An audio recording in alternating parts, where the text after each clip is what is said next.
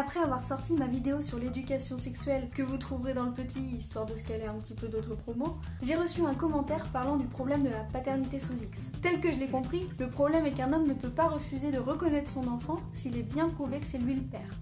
Mes recherches ont été plutôt infructueuses, mais ça m'a permis de me pencher sur l'accouchement sous X en général et tous les problèmes qui s'y réfèrent. L'inverse du problème initial en fait. Et ben, ce que je peux vous dire, c'est que c'est un sacré bordel.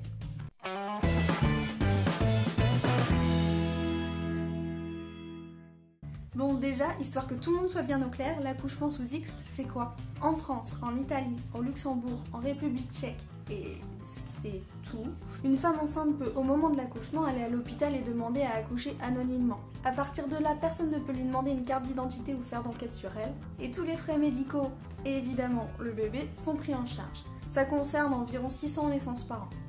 Bon, évidemment, ils disent pas oui sans se poser de questions. La mère passe une série d'entretiens pour qu'elle sache bien toutes les conséquences que ça implique, les aides qu'elle aurait si elle décidait de garder le bébé, la possibilité qu'elle a de laisser une lettre à destination de son enfant avec tout ce qu'elle veut dedans, et surtout qu'elle a 2 mois pour changer d'avis. Après l'accouchement, si la mère n'a pas changé d'avis, le bébé devient pupille de l'État pendant 2 mois. Ensuite, il est placé en vue de l'adoption, ce qui coupe toute possibilité de revenir en arrière puisqu'à partir de ce moment-là, plus aucune affiliation n'est possible entre les parents biologiques et l'enfant. Maintenant que j'ai bien posé le principe et que j'ai bien insisté sur le terme « la mère », est-ce que vous voyez venir les problèmes? Bah oui, si j'ai bien insisté sur ce terme, c'est que la loi est faite pour que ce soit seulement la mère qui décide. Alors je dis pas que c'est complètement con, dans plein de cas c'est nécessaire comme pour les victimes de viol et de violences conjugales par exemple, mais pour les autres, il y a des pères... Stop, petit arrêt dans mon monologue pour préciser une petite chose. Je dis père et mère parce que c'est plus simple, et comme je suis flemmarde, j'aime bien quand c'est simple. Mais on est d'accord que c'est pas forcément le bon terme. Ok, je me rends compte, ou plutôt on m'a fait me rendre compte que c'était pas très clair. Alors laissez-moi vous expliquer ce que j'entends par là. Je fais une réelle différence entre parents et géniteurs, biologiques et affectifs si vous préférez. Du coup, quand on parle d'accouchement sous X, la différence devient vite floue entre ceux qui ne veulent être que géniteurs et ceux qui justement voudraient être parents. Voilà, j'espère que c'est plus clair. Je rappuie sur play du coup. Donc, il y a les pères qui sont d'accord avec la mère, qui les accompagnent dans le processus ou non. Là, tout va bien, pas de problème, arc-en-ciel et papillons. Bah oui, il faut aussi parler des trucs bien, je sais faire autre chose que râler. Enfin, ça m'arrive. Mais il y a des pères qui ne sont pas au courant de cette décision, ou qui ne sont tout simplement pas d'accord, et qui se retrouvent du jour au lendemain sans aucune nouvelle de la mère. Il y a pourtant des pères qui aimeraient élever leur enfant même sans la mère. Ils font comment eux quand ils ne savent ni où ni quand elle va accoucher? Rappelez-vous le délai de 2 mois pour changer d'avis? Le temps que le père fasse sa demande au tribunal et que le tribunal retrouve l'enfant, on se doute bien qu'avec notre administration si rapide, 2 mois c'est très très court.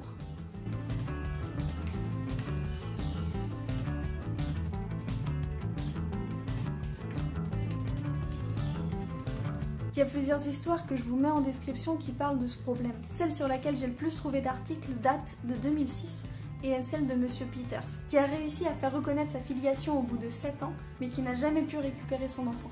Par contre, j'ai également trouvé un article de 2014 qui lui mentionnait que le tribunal avait ordonné la restitution de l'enfant.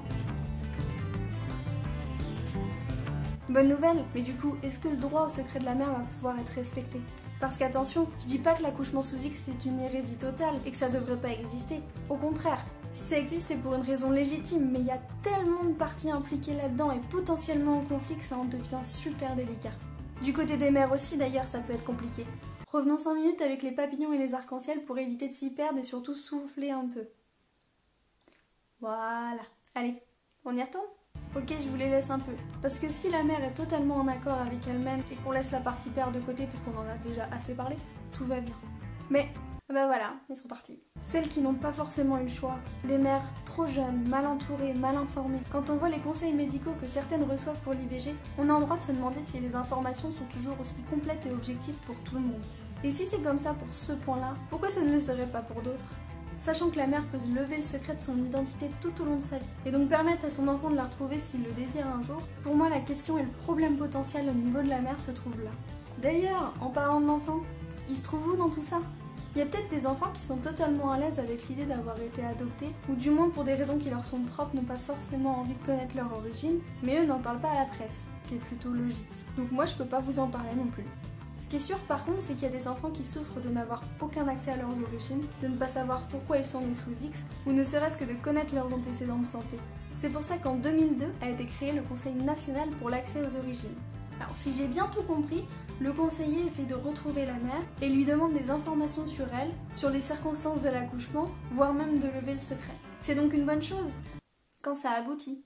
Donc, on se retrouve avec le droit au secret légitime de la mère, le droit tout aussi légitime d'un père à élever son enfant, et le droit encore une fois légitime de cet enfant à avoir accès à ses origines. On mélange tout ça et on se retrouve dans une situation assez inextricable. Du coup, on fait quoi ? Merci beaucoup d'avoir regardé cette vidéo jusqu'au bout. J'ai voulu tester un nouveau format de découverte de problèmes. Oui, parce qu'il y en avait déjà pas assez que je comprenais pas. J'espère que ça vous a plu. Si c'est le cas, petit pouce bleu. Et dans tous les cas, dites-moi ce que vous avez pensé et du concept et du sujet dans les commentaires. Pour ne rien manquer des prochaines vidéos, abonnez-vous et surtout activez la petite cloche pour être prévenu des sorties. Et vous pouvez regarder les vidéos précédentes juste ici. Allez, ciao!